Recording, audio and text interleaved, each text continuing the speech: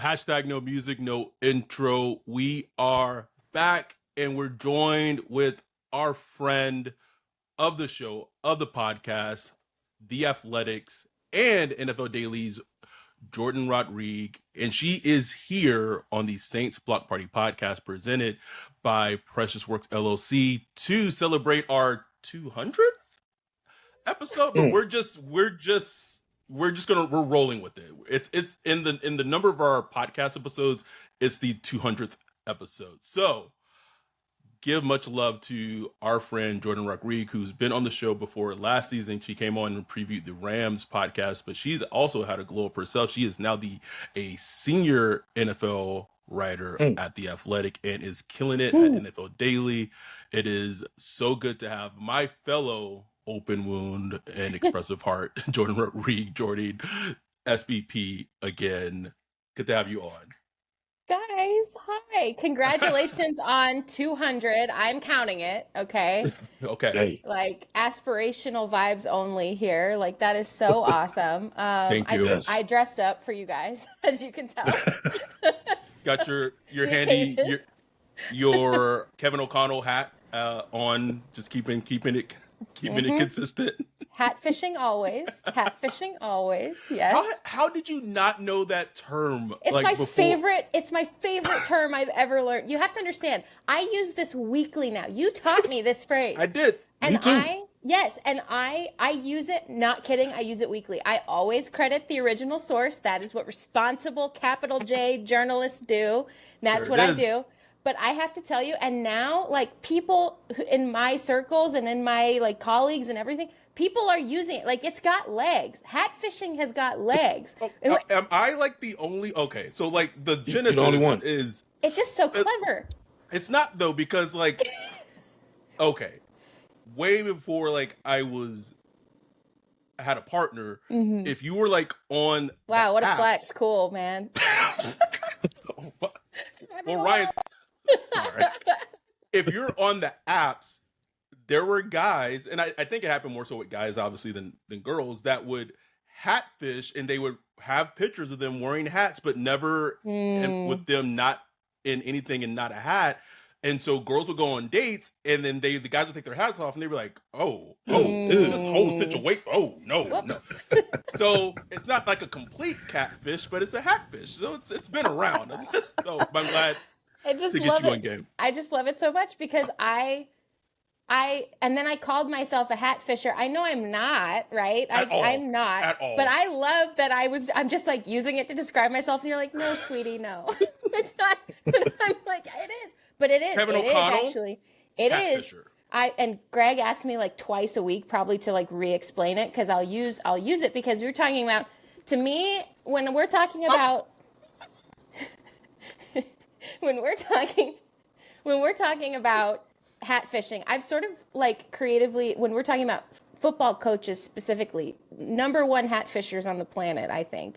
By far. Pound for pound. And I feel like we had to broaden the terms a little bit, because I don't want any NFL coaches out here like thinking that we're calling them ugly, for example, or that we're noticing. Still handsome. Yeah, totally. You have lots of egos in that space, right?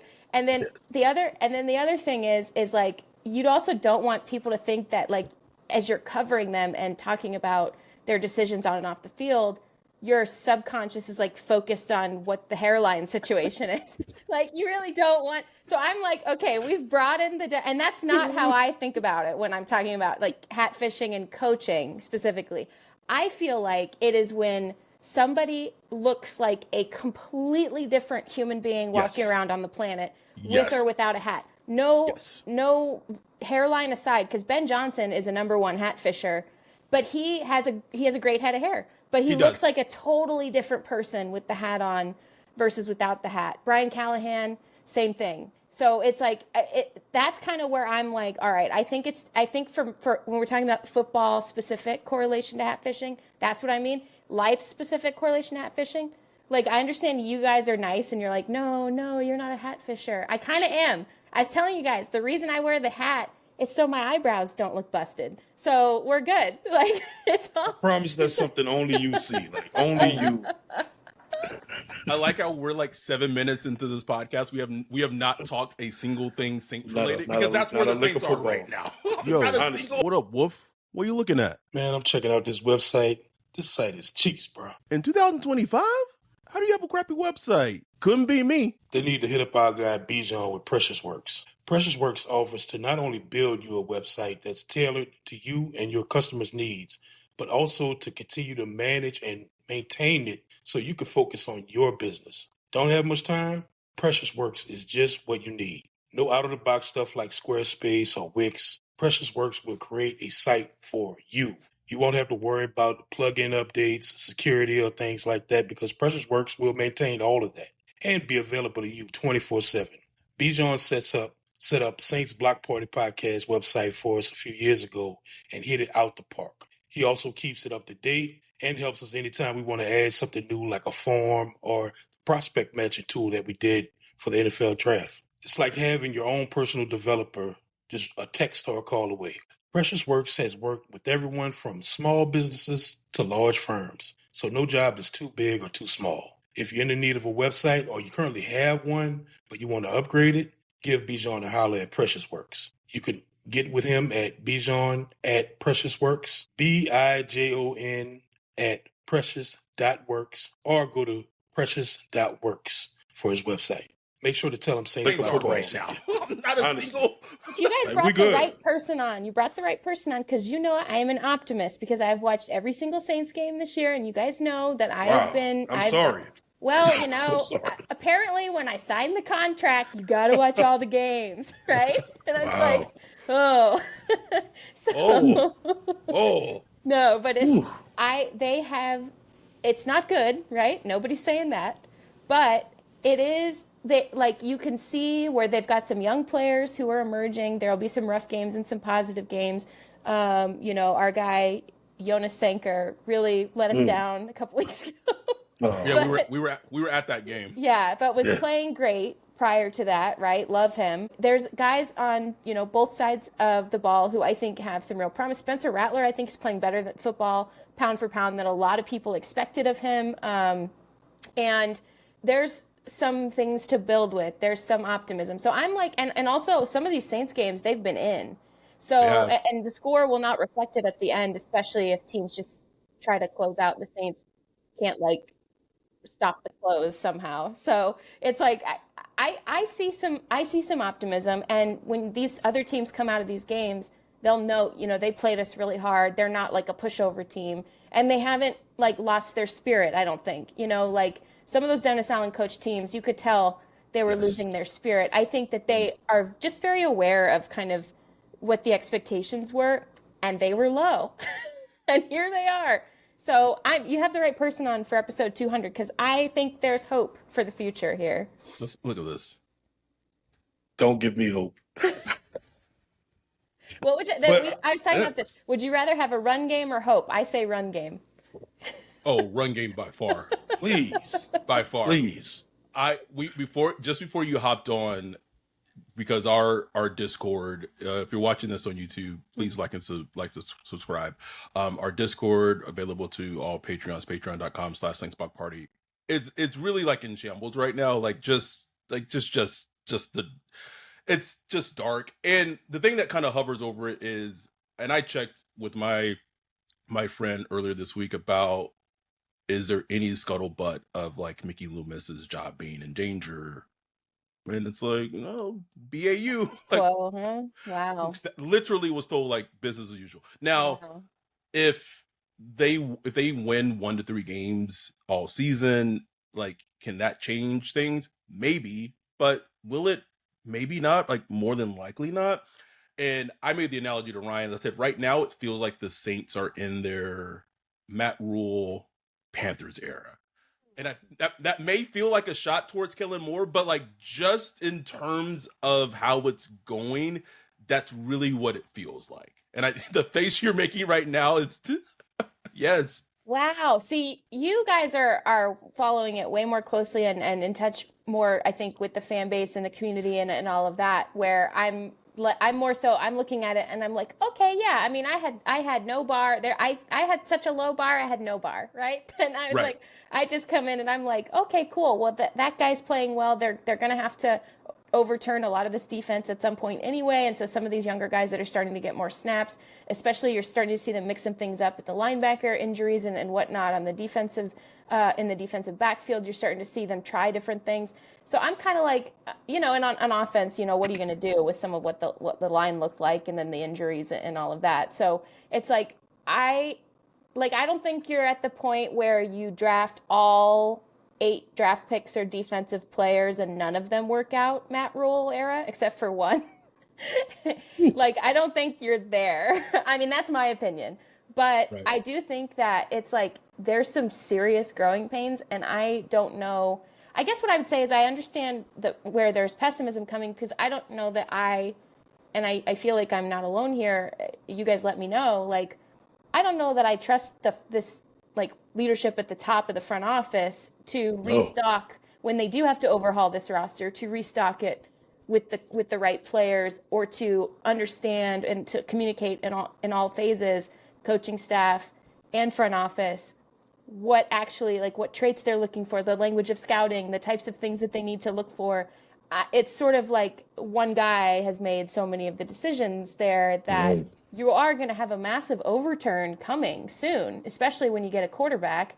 And so, I mean, there's got to be a little bit more proof of concept here than we've seen so far. Yeah, no, I think that's part of the pessimism is even when team early in the year there was a lot of talk about, oh well, we're gonna be bad, but at least we might get a top 3 pick, go get Arch, go get Lenore Sellers, Nussmeier, whoever. And that, but I think now that we see, I don't know how much you follow the college ranks, but the quarterback class is kind of, it's toned down a little bit. The hype isn't as much there. And just overall, I think people Saints fans are coming to the realization yeah, but Mickey Loomis is still the one picking the players. So it's just kind of oh, I can't even be excited about a future draft, which is really sad because who's not excited about a future draft? You know what I'm saying? Okay, I will say, if you guys think about if Kellen Moore gets to have make some decisions, if he gets to Will he have take some, it? Will he take it though? right? I know you caught what I did just there. Yes, I did. Yeah. I did. So I'm just saying, I feel like he would be a Fernando Mendoza guy. I just feel like that's sort of his type, his prototype. Yeah. The guy, and he's playing really well, and he's seen a lot of football, and he throws the ball well, and he's probably about as pro ready in this class as it gets so far that we've seen early in the college football season. Well, that's when you say it, you make it sound like he's old. That's not what I'm saying. No, I know, but it's just a little joke of what you and Greg have been hanging out. I just know it. No, it's just that was just what we were just told, what was kind of sold about. Pro ready. No. What I mean is legitimately pro ready. The Jared Goff arm kind of but a little bit more live, that kind of a thing. But yeah, he has seen some football. I wouldn't say is as wizened as Tyler Shuck is coming out.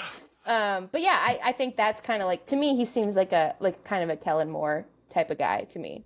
So we will do some breakdown on the Bucs game on Sunday, but since we have you on, you're the best person to have on for this episode, especially with them probably having a top 5, even a top 3 draft pick coming up in this draft. The debate of drafting the quarterback or the team potentially being not so bad, but there's being so many holes, so far away, drafting a true blue talent player on a different position, Caleb Downs, Alvaro Reese, Ruben Bain, whoever that player is, right? Just throwing out names out there. That to me is one of the most fascinating debates that's currently, that's kind of budding up right now. And then I do think at some point Tyler Shuck is, I think, just to do your due diligence, I think you're going to have to play him, because you're going to have to, from my perspective, you're going to have to have your assessment of where they feel about Spencer Rattler. You're going to have your assessment and grade of what you think about Tyler Shuck, and then match that up with the grade of the players and the quarterbacks in this draft class. It's just so detailed. But I just want to get your thoughts on quarterback, if they have that opportunity so high, or that debate of we're just so far away, we need to just get a blue chip player or what have you. Yeah, so I think the Rams kind of ruined me in terms of how I think about this stuff, but like they're a winning franchise, so I guess it's okay. Like I'm always trade back. I'm always trade back. Now I understand. Now I think the context of this quarterback's class is important too. So don't get me wrong. If we're looking at a Drake May or like a Jaden Daniels is available, like no, you go get that guy, and then you sell everything else off the team, and like you figure out how many picks you can get back, and figure out, you go buy an offensive line and then start replacing those guys with draft picks. Like you do all of that if this is a good quarterbacks class now. But I don't know that this is going to be even close to being the hyped up class that 2 years ago everyone was saying this class was going to be, right? Right. And maybe some of these guys will turn out long term. I think there's a lot of really good traits all through this quarterbacks class. But I don't know about how quickly those guys are ready and how quickly you can backslide into bad habits if you don't have enough of a team around you. Right. That's kind of what happened with Sam Darnold, frankly. And you don't want to watch someone else fix Sam Darnold, right? Like 7 years later. So you saw with Caleb Williams last year too with the Bears, and like it's just bad. Like if you're a bad team and you don't have the organizational support, it doesn't matter how good you are as a prospect. This just could set you up for disaster. Yeah, agree. So I'm kind of the camp especially in thinking about the Saints, I'm of the camp of trading back out of the pick. Someone is going to come up for a quarterback. Someone will. You have to play nice with that team and make it seem like you also want a quarterback, right? That's the part. Yes. That's the part. So, yeah. It's like, I know it's two things at once. Okay. Let's try Mickey Loomis. It's funny because Ryan literally was talking about that in our Discord like a couple of days ago. Like they have to like give this impression like, oh, we really love Dante Moore, we really love Fernando Mendoza. Like yeah, do the thing that Les Snead always does is like pretend that Sean McVay is trying to trade up into the top 10 for like a random receiver or tight end, and then like build trade buzz that way. And then I say you trade back, you grab multiple picks in the first round if you can, or high second round, or even a middle to late first, and load up on seconds too, because you're going to be able to find receivers, you're going to be able to find tight ends, you're going to be able to find like actually legitimately quality offensive linemen if you're scouting them well. You're going to especially find good D tackles. You're going to have to replace some of the guys on this defense on the edge too at some point. So yeah, I know there's just a lot. So, and then I say, then trade at least some of that capital, and maybe some capital that they might have coming in, depending on what happens at the trade deadline. You would be more plugged in than me on that. But trade that for a more veteran quarterback, right? Go out and get a guy who is the sort of like extra thumb on the hand of a team, or go out and get maybe like a bridge quarterback. And like I'm not saying Jets Justin Fields bridge type of situation, but someone who can get you through the season, or at least much of the season, while you can adequately develop a young team together and then plop a young quarterback down into that. I wouldn't mind that. And hey, if the quarterback turns out like really working out and it's someone Kellen Moore has a relationship with, like I do think Kellen Moore can develop a quarterback. And I do think Kellen Moore can call an offense. And I do think, I mean, you look at the expectations going in with Spencer Rattler, who's always had a good arm, just people didn't know if he could play. Right. And he's playing, I think, more good football than bad football, frankly. The bad football is wow. But like the good football, you're like, all right, cool. Good for him. So I think that, you're seeing a coach who can raise the floor at the position a little bit. Right. And if you have that, pause that position for a minute there. I mean, heck, keep him another year and pause or whatever, and build around and trade out of that pick, that high pick that you'll have. That would be my opinion. Now, if all of a sudden college football quarterback development like fast tracks and we're like, whoa, you cannot miss on some of these guys, then I would change my mind. But I just don't think that right now. Yeah, it's so interesting. Something that's been like on Saints fans' minds, and we can't help but be prisoners of the moment. And like last game, you lose to the Bears. You know, it's the DA revenge game. Did you guys see the But video? no, I mean I did not click on the video. I refuse to No. click on the video, and I will not click on the I video. already knew the answer, but I just wanted to. Absolutely not. But I think some Saints fans are like worried about Kellen Moore. The question with him was, okay, he might be this good offensive mind, but is he a CEO? Sure. Can he run the organization? And also, does he have like a backbone? And I hate to put it like that because you don't have to be like a rah-rah scream, Dan Campbell type of coach, to have a backbone. But like you watch Kellen Moore in some of these games, and when like the Seattle game when they were getting blown out, or even against the Bears, and you just see him on the sideline, it's like, man, I'm not feeling like confident. And that's us as fans watching. That's a good point. But it makes you wonder, like, do the players feel that way? I don't know. Like, what's your view on that as far as like with Kellen Moore? I don't know, you don't know him, but like, can a coach like develop that over time, or is that something you just got?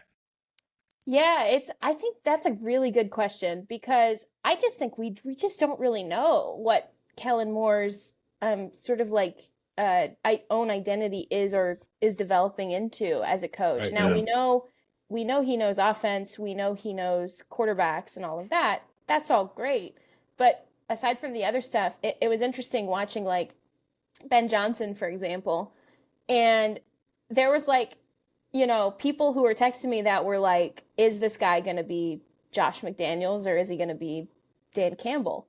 And it's kind of like, if that's your sliding scale of like who you're going to be, I think right in the middle is fine. Right? Yeah, it is. It is. And so, and you can kind of see that emerging with Ben Johnson where like, he will be like an utter psychopath on the sideline, right? I saw the pen clicking video today, and you hear these stories about him being so angry in practice when they're missing details, and players are like, whoa, this is like rage, right? Yeah, must be nice. Yeah. But they're responding to him. You could see it. Right. They're responding to him because then there's the other element that he's bringing, and you also see it in some of their inside access videos in the locker room where he's got them, chanting a mantra, and he's got them with a collective identity, and they're building this identity together. And I'm not saying that Kellen Moore's not doing that. I'm just saying that we don't see it as out in the open, I don't think. And I am curious as to at what point in the season, because there are going to be stress points. We're coming into week 8. There will be stress points far greater than what this year has had already. And the Saints will probably be in some games, and they will probably lose some close games. They might win a couple. And I'm very curious to see kind of what identity emerges from the coach himself, who's to me, seems like he's trying very much to keep patient and composed.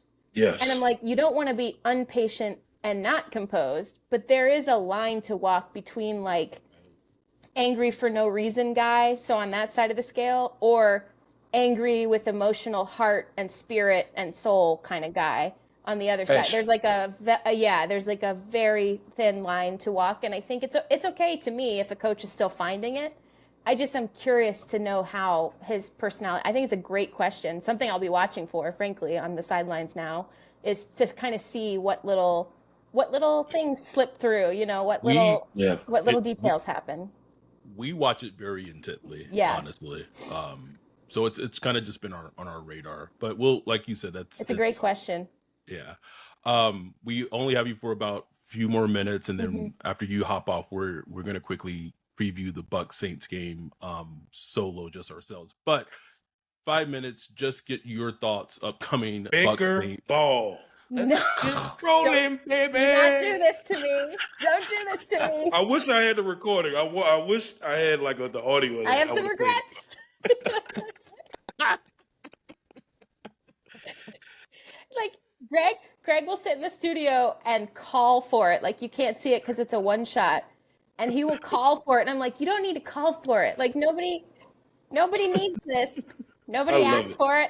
Nobody asked for this. The audience needs it. And you could tell it was like annoying you. It reminded me of like you used to listen to Around the League when they would do it to like Mark Sessler, and Mark Sessler would just like rage. Yeah. Turn it off. Because it's like I don't like the sound of my own voice. I'm not saying it as a cell phone or anything like that. I hate it. I sit there and I'm like, who on earth would? I mean, even hearing it twice, I'm like, all right, that's too much. Burn it with fire. Burn it with fire. Baker ball keeps on rolling, baby. Yeah. But like it's interesting as we're kind of like wrapping this part up. Just like something that was just on our radar, right? Baker Mayfield's press conference comes out and says like the Saints plays dirty, and then like Kellen's asked about it from the Saints media, and he compliments Baker, and we're just like, bro, what are you doing? Get mad. Something, bro. It's like we 15 years with Sean Payton, Mr. Petty himself. So it's like even can't help himself. Still taking shots at Russell Wilson across the aisle here. My God, can't help himself. Out of sight, out of mind. Not even playing. Can't help himself. Kellen feels very much like the please clap politician. Like please clap. No, it's like yes, that's what it was.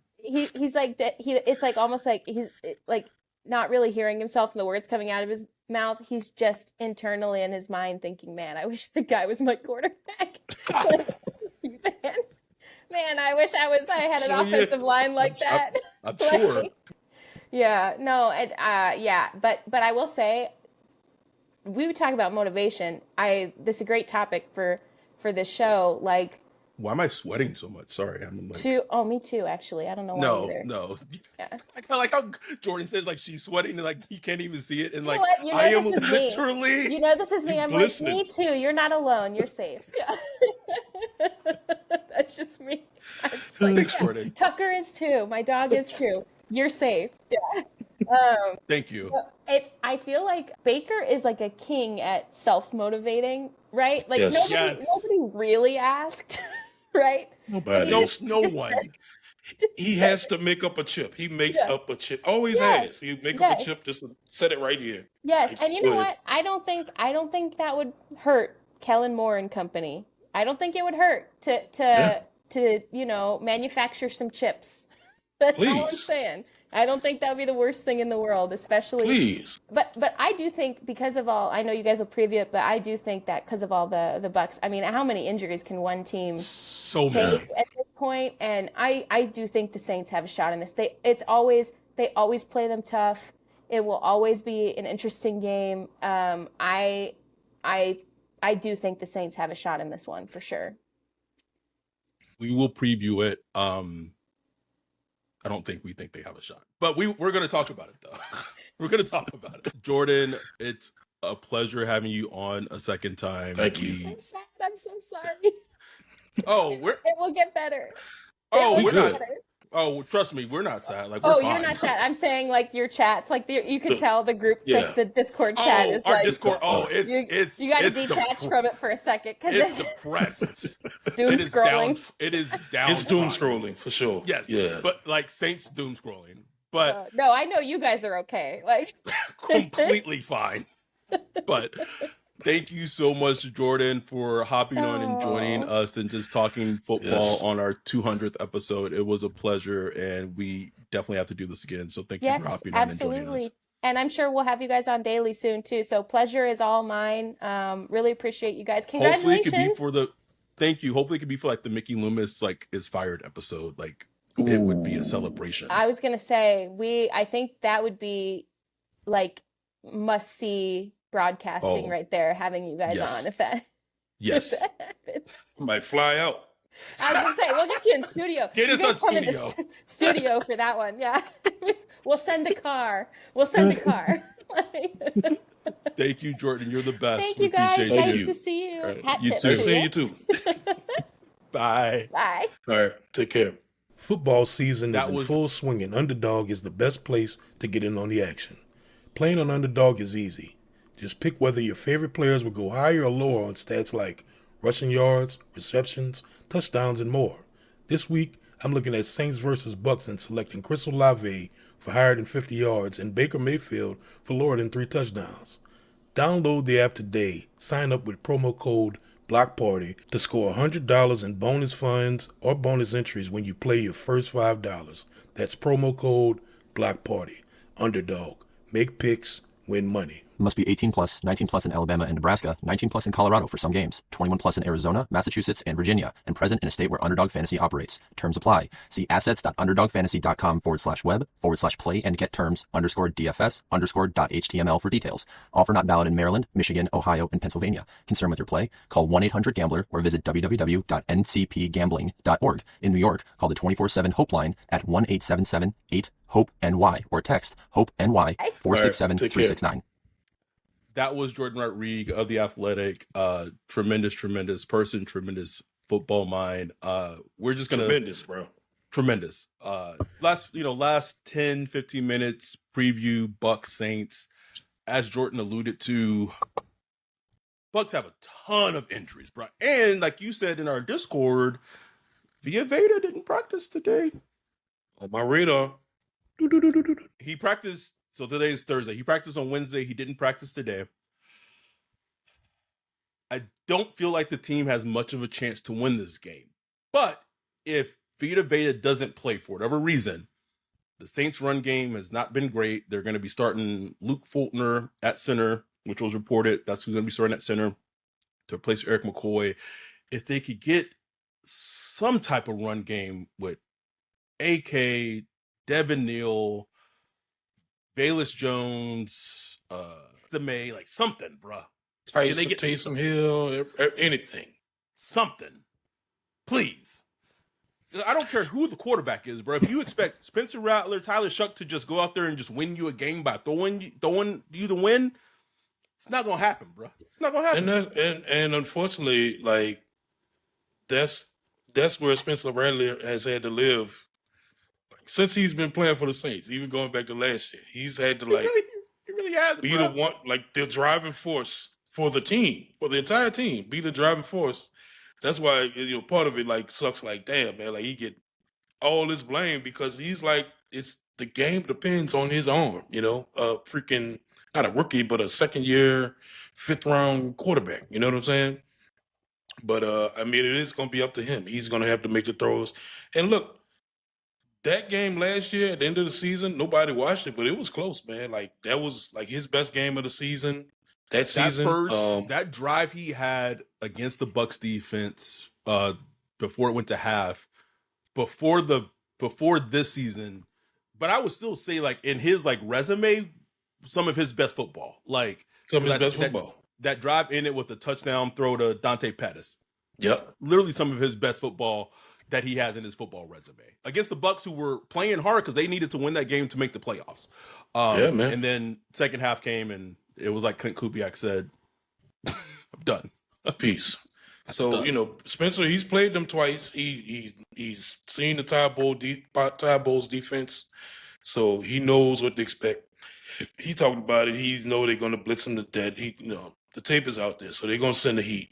They're going to test the offensive line and the blocking scheme and all that. But my worry is that because he was so aggressive, and he talked about how he was a little too aggressive against the Bears. He might tone it down too much. He's going to overcorrect and just be just like he was early in the season, where it was just a lot of just quick passes,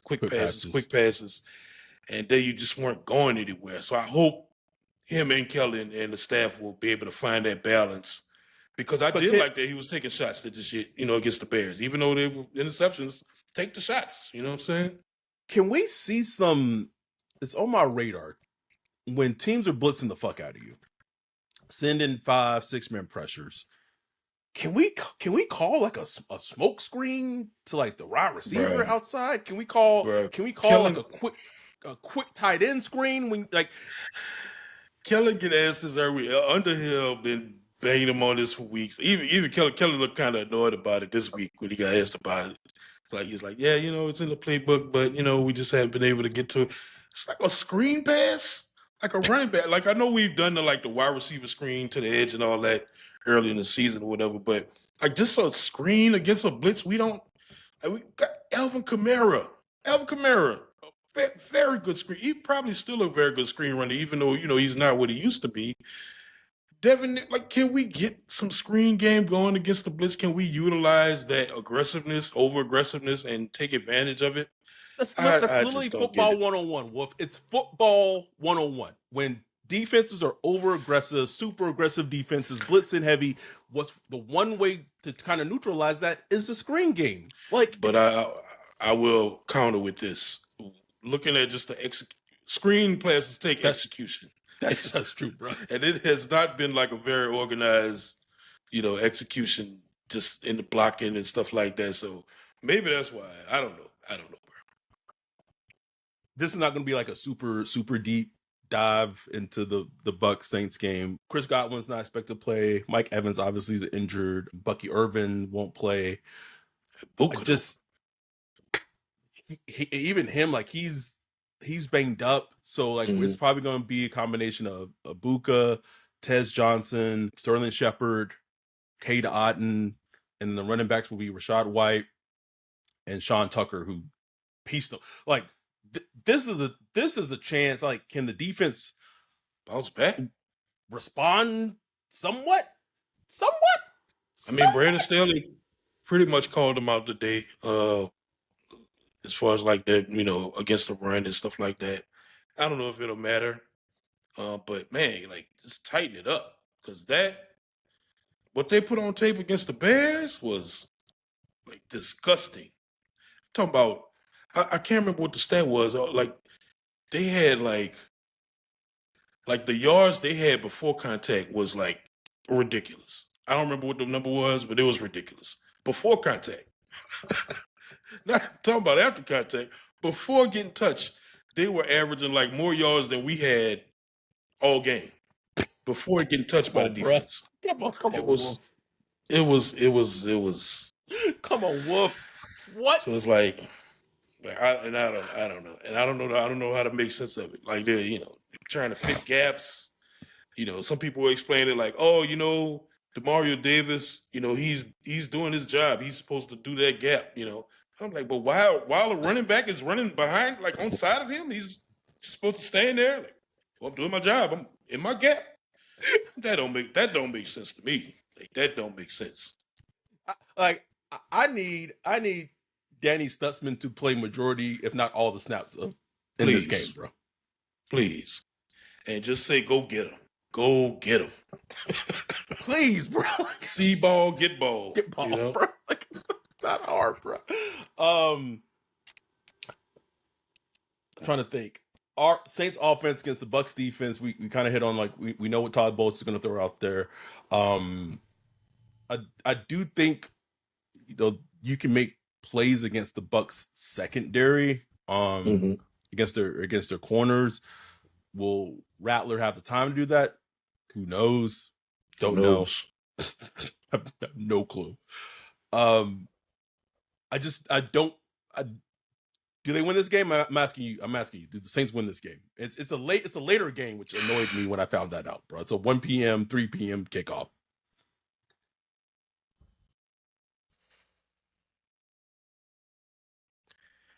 I'm gonna say they're gonna win, bro. I'm gonna say they're gonna win for the reason Jordan talked about. Bucs coming off a short week, a very like passionate game against the Lions. They banged up. They about to go into their bye week after this. I just think they might just run out enough gas for the Saints to take advantage.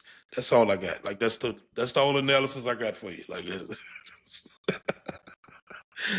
that's it, bro. Like, but like, should they win? No, no, of course not. Even as banged up as the Bucks are, we banged up. Got Luke Fortner starting at center. Who I mean, I didn't break him down snap by snap, but just from view, he looked like he played fine. You know what I'm saying? So Yeah. he won't be I don't think he'll be a disaster at center or anything like that. But going from Eric McCoy to Luke Fortner is a downgrade. Yeah, I'm pulling up the what is it? Okay, don't know how to read that. I'm trying to pull up the line, the point spread. I think it's 4.5. I want to say it's 4.5. Yes. So, which that kind of makes sense to me, but 4.5, 4, depending on which site you look at. Mm-hmm. It's gonna be tough, bro. It's gonna be a tough outing. But look, Baker, and I will say this, Baker didn't play very well against the Lions. I thought he was inaccurate. But Baker is a gamer too. So, you can see him, he's already trying to amp himself up, build a chip on the shoulder. So you can see him trying to go off and do his thing. But, maybe the Saints can do something. I don't know. I we saw the response from Kellen Moore and the Saints after that Seattle game, because that was the not the Patriots, the Bills game after that. Mm-hmm.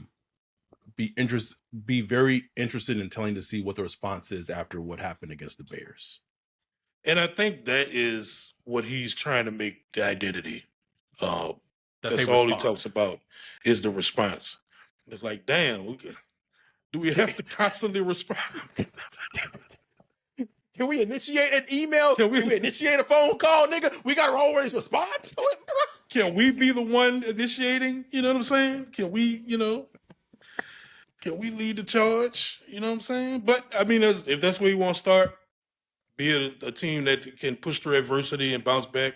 Because I was impressed by the way they bounced back from Seattle to the Bills. Yes, they lost to the Bills, but just the way going into the Bills' house after that loss and standing up, that was good to see. So they're gonna have to do that again against the Bucks, and they really getting to the point where they need a win. And then there's the kind of cloud starting to hover over Spencer Rattler, where it's Tyler Shuck, is he looking over my shoulder or not? The time clicking. It's almost time. You know what I'm saying? Yeah, and because after the after the Bucks game on Sunday, it's the Rams game, bro. It's Rams in LA, which we'll have I think about 14 people of us at that Rams game. So, these next two games are crucial, bro. Crucial, bro. And for Rattler, you do not want to go into that bye week on a negative note, because I think that's when the change will happen. That, I think. Do you want to put Chuck out there versus the Rams? He's gonna have to face the music at some point. So I mean, right, it is what it is. You know what I'm saying? They started. What quarterback? Man, they started. Jackson Dart against a nasty defense too. Yeah, that was who it was. Who was that against? The Chargers. Is that the Chargers? Yeah. Mm-hmm. And he won. And he won. And it was a team game, but it was. He got that dub, got that spark of confidence. So who knows? But we'll see when we get there. But Spencer got to put it back together. He got to get back to at least doing what he was doing the first 6 or so weeks, where he was building, playing well, not making big mistakes, not turning over the ball and stuff. And I like Spencer. He takes accountability with what he did wrong. He's not shying away from it. He knows he has to get better on some of those passes. He knows he was too aggressive on some things. He knows he should have had better situational awareness on certain plays. So I like that he takes ownership of it, and he knows what he needs to do. But he gotta go out and show it, bro. Gotta do it, bro. Gotta do it. Wolf has the Saints winning on Sunday. I have them going 1-7. We shall see. We hope y'all enjoy this episode. It's posting a little later than usual, just of Jordan's schedule, but we loved having Jourdan on. It was just a blast having her on. And it's just quick reflection of like 200th episode. Never did either of us think when we started this podcast in the summer of 2020, well, not the summer, but we were like, it was like before draft season of 2020, that we ever thought it would become this. And we were just so proud and happy of what the podcast has become, the community has become, the connections it's led to. So we thank y'all, like truly. Like it's crazy that this is our 200th episode that we've been able to do.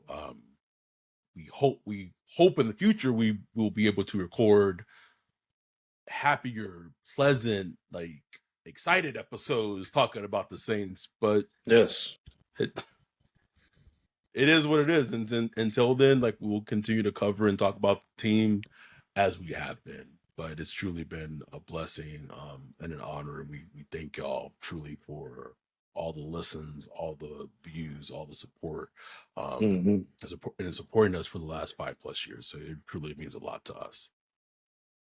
So much. It means so much. And it, keeps us going, man. Like we just had the big meetup, 2 weeks ago. It was fantastic. I miss everybody already. Bro. And the Discord stay popping. Like I'm telling y'all, like if y'all just like apprehensive, like Patreon, look, it's $1 a month, starting $1 a month. Cancel after a month if you don't like it, but come in, check the Discord out. Got benefits where you get, if you don't like all the ads we do, you access adless episodes. I got the film study I put out every week. We do we do like special episodes that are just for Patreons only, especially during the draft season. We're going to be breaking down prospects and stuff. Like, man, it's so worth it. Way worth it than the $1 a month that you would spend. If you want to spend a little more than $1, that's fine too. And you could do like a year. Like you could just, boom, take care of the year, like 12, 13 bucks, boom. Done for the year. Done. And you got access. So patreon.com/Saints Block Party. Join the community. Mess with us. Simple as that. Speaking of patreon.com, we will be back on Sunday for our live stream, our Zoom live stream covering Saints Bucks in New Orleans. I'm still annoyed that this game is like a 1 p.m. kickoff, Wolf. Like it. Why, man? Bro. I want it over with, bro. Like I like it 10 a.m. Shit's done by 1 p.m., bro. I'm just happy because I'll be able to. I'll probably miss like the first few minutes, but I'll be able to watch the whole game because usually I got to leave early and go pick up. Yeah, that's true. Little things like that. I don't know. I will. It's good. It's gonna feel different, bro. Because I'm gonna be watching Red Zone before the game. Be like, oh, they can do that. That's what real football look like. Anyway, we still fortunately and unfortunately love our team though. But we appreciate y'all. We love y'all. We'll be back on Sunday watching the game, live streaming the game, Zoom for Patreons. And if you're not a Patreon, it's gonna be live streaming to YouTube, and then we'll have our recap on Sunday. We appreciate and love y'all. With that, we are out. Peace.